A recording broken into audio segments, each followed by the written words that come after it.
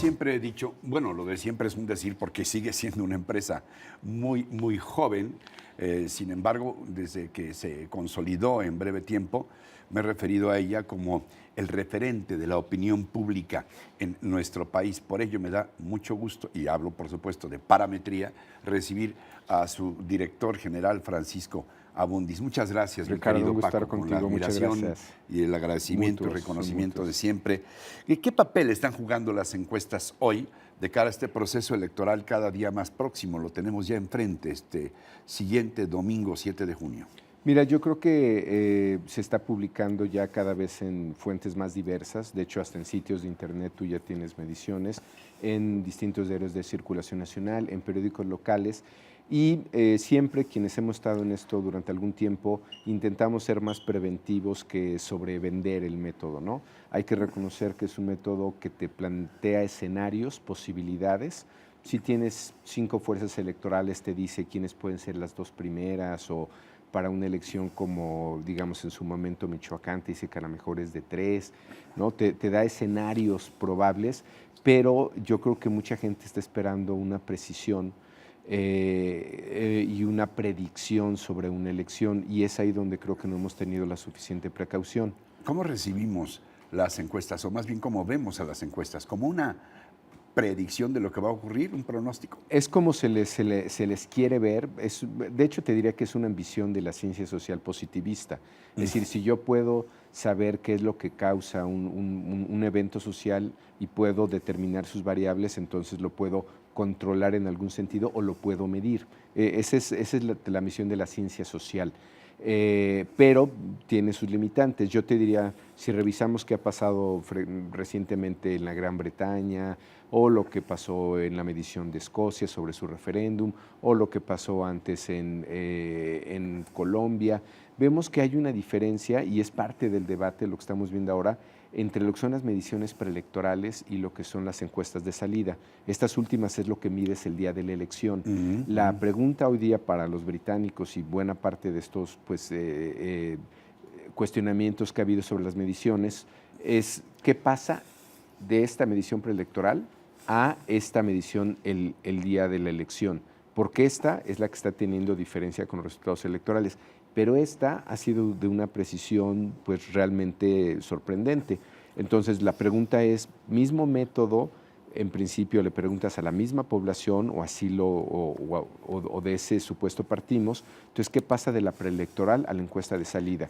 ¿Qué tan críticos son los días previos a la elección, los últimos 15 días? Así es. Hay mucha gente que cambia de sentido del voto, que 3 semanas antes dice, voy a votar por este. ¿Qué pasa con, es una suerte de voto útil, consciente o inconsciente? Si yo no quiero votar por el tercer lugar y parece ser que mi candidato va a ser el tercero, así que mejor voy por los 2 que están arriba para estar con el ganador. Esa es una de las explicaciones, ¿no? Esto que describiste tú se llama voto estratégico, ¿no? Si yo ya sé que el mío no va a ganar, pues entonces me voy por otro que sí pueda ganarle al que yo no quiero que gobierne, ¿no? Podría ser. Entonces, tienes el elemento de volatilidad, tienes el elemento como tal de registro. Es decir, si yo te pregunto hoy, por poner el ejemplo más claro, ¿qué va a ser en 2018? Falta uno, que lo hagas, y falta que me lo digas con franqueza, que son 2 condiciones que no siempre se cumplen. Y habría un tercer elemento, que es como tal, que en las preelectorales tal vez no estamos entrevistando a quien termina yendo a votar, ¿no? Entonces serían 3 errores posibles de medición, pero este que acabas de señalar sería de los más legítimos o los más fáciles de explicar, y el público se lo puede preguntar. ¿Qué tan consistente es en su comportamiento, en sus decisiones?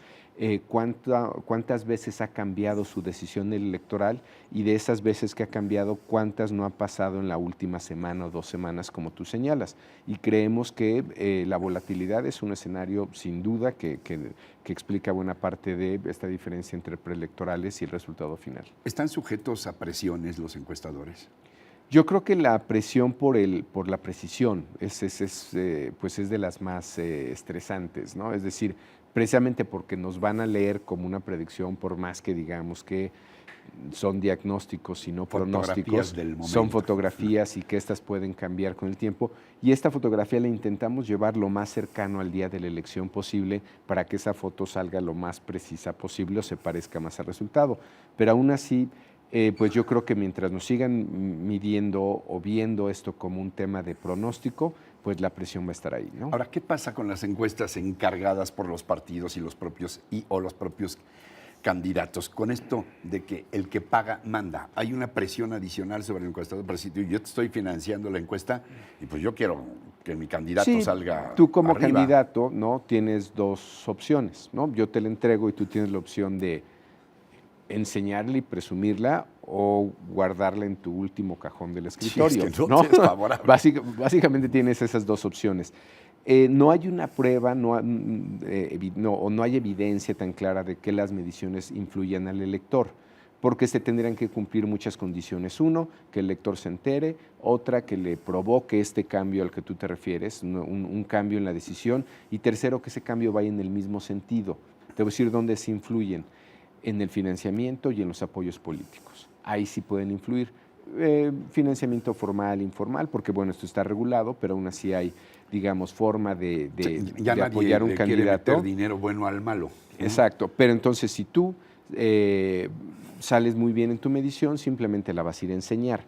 Y entonces vas a ganar o apoyos políticos, o podrías incluso lograr, como pasó recientemente en un estado, que un candidato renuncie o decline en tu favor, ¿no? Porque los números así lo indican que tú estás mejor que el otro.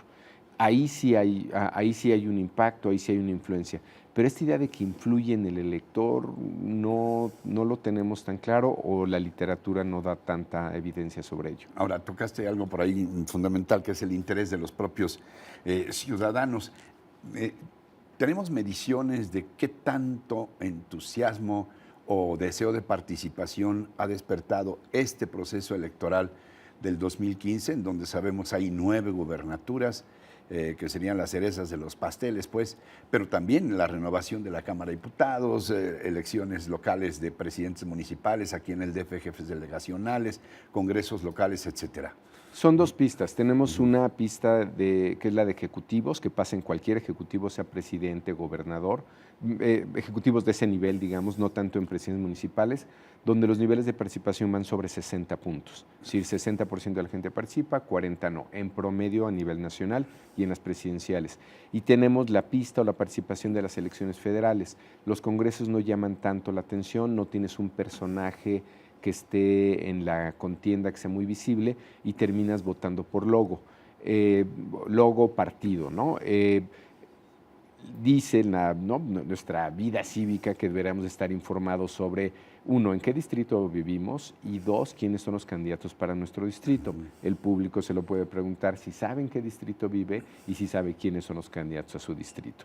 Difícil, ¿no? Porque no tenemos esa relación con nuestro Congreso, no tenemos esa relación con nuestra Asamblea, y entonces no le damos la misma importancia que le damos a el voto por el Ejecutivo. Entonces tienes dos niveles de interés. Tienes el nivel de interés bajo por el Congreso, porque no lo asumes como un actor fundamental en tu vida o en la toma de decisiones de cualquier gobierno, y luego, aunque ¿no? a lo mejor aquí hay un equívoco, porque los congresos influyen más de lo que creemos, y aquí tienes a los gobernadores y presidentes, ¿no? Que son niveles de participación de 60.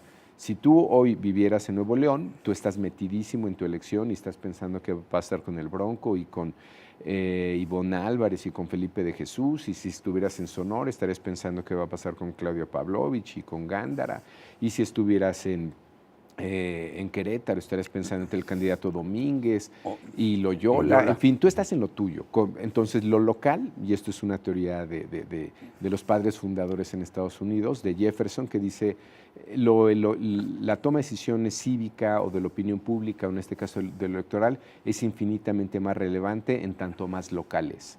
Y yo creo que pasa y aplica. Hay muchas más implicaciones para ti de quién va a ser tu próximo gobernador en estas 9 elecciones de las que hablas, que propiamente qué va a pasar con el Congreso. El Congreso te queda muy lejos, sobre todo el federal. Ahora, dime, ¿este interés está bien correspondido o es equivalente al que están poniendo los candidatos, los partidos. Se ha especulado mucho también sobre el tipo de campaña que tenemos ahora, la actitud de la autoridad electoral, con un cuestionamiento severo hace muy pocos días, etcétera. En ese sentido, ¿cómo ves el panorama en búsqueda de algo que me parece fundamental y que sería la credibilidad misma en el proceso en términos generales, ¿no? Sí, mira, yo creo que como nunca en México tenemos las campañas en algún sentido más innovadoras, campañas que son, ahí entrarían las campañas negativas o campañas negras, ¿no? Pero si finalmente estamos yendo a otro tipo de campaña, otros mecanismos, otros canales, ¿no? Redes sociales. Y bueno, y esto lleva también campañas negativas, ¿no? Eso nunca lo habíamos tenido tan activo como lo tenemos ahora. Nunca habíamos tenido tantos microclimas políticos, es decir, lo que pasa en Guerrero no tiene nada que ver con lo que pasa en Michoacán, con lo que pasa en... Y en Guerrero mismo, por ejemplo, ¿no? Lugares muy focalizados. Exactamente. En situaciones de inseguridad, de violencia social, etcétera, y junto lugares donde no está pasando nada, eso tienes razón. Exactamente, y eso, digamos, estos microclimas te hacen que la campaña sea todavía más local, más ensimismada. Tienes como una campaña paraguas, que son las de los la de los partidos a nivel federal, pero tú en lo local tienes microcampañas y eso te va creando nuevamente microclimas políticos o electorales. Nunca habíamos tenido tal riqueza, tal diversidad en este país. ¿Qué está pesando más, en tu opinión, Francisco? ¿Los partidos o los candidatos, sus candidatos? Tenemos dos tendencias muy claras. Una, cada vez a voto independiente, es decir, las lealtades partidistas cada vez van cayendo más. ¿Es el llamado voto duro, dices? Voto duro, es una forma de medirlo, es independientemente por quién va a votar usted, se considera panista, priista, perredista. Bueno, a mucha gente le parece increíble, pero todavía este país entre 20 y 25% se considera priista a nivel nacional. Mucha gente no lo entiende porque lo asocia mucho con el presidente y si el presidente no está bien evaluado o si hay cuestionamientos sobre el PRI a nivel nacional, le parece increíble que el PRI tenga 20, 25 puntos. Pero al final, la lealtad partidista no se funda nada más en el gobierno estamos hablando federal. De un partido que gobernó 70 años seguidos. Y que tienes priismos locales muy fuertes. De esas 9 gobernaturas que están en contienda, en todas el PRI es jugador, en todas, y en muchas gobierna. Entonces tienes una identidad muy fuerte. Bueno, esta va a la baja, ¿no? Y el voto independiente va a la alza, claramente. Y esto implica que entonces tus niveles de atención o tu preferencia electoral la define cada vez menos un logo o un partido y cada vez más una persona, un candidato. Seguramente hay algo, decía, que tú creas que es importante mencionar de cara a este proceso que tiene que ver con tu oficio, tu pasión, que es la medición de la opinión pública, que no te había preguntado. Dos temas, yo creo, Ricardo. Uno que es, pues hay tal vez mucho ruido, ya mucho cansancio mediático por todos los spots que tenemos encima. Yo recordar al ciudadano que esta época, las campañas políticas, es el único momento que tenemos a veces para debatir nuestros problemas, para evaluar políticas públicas, para evaluar gestiones, mandatarios. Si lo ponemos en contexto, no ver esto como simplemente el cansancio que nos genera esta parte del proceso, verlo como la oportunidad que tenemos para pensarlo, ¿no? Y segundo, yo me uno al llamado del INE a salir a votar, nos guste, los partidos no nos gusten, hay una corriente de anulistas. Yo nada más creo que hay que expresarse. Tenemos niveles de participación como los que te acabo de señalar, de 60% a nivel gobernaturas o ejecutivo. Hay que apreciarlo, hay que congratularnos por ello, porque eso quiere decir que todavía estamos canalizando nuestra demanda social a través de un método institucional. Paco, te agradezco de verdad muchísimo. Gracias por estar con nosotros. Ha sido una charla apasionada, apasionante, muy aleccionadora también contigo. Gracias. Muchas gracias a ti. Gracias. A Francisco Abundis, director general de Parametría. Y yo también a ustedes, por supuesto, que les agradezco su atención, su compañía, pero lo que más apreciamos, su confianza en este espacio. Los espero la próxima semana en otro Reporte 13. De nuevo, Paco Abundis, gracias. Muchas gracias, Hasta Ricardo. entonces, hasta siempre.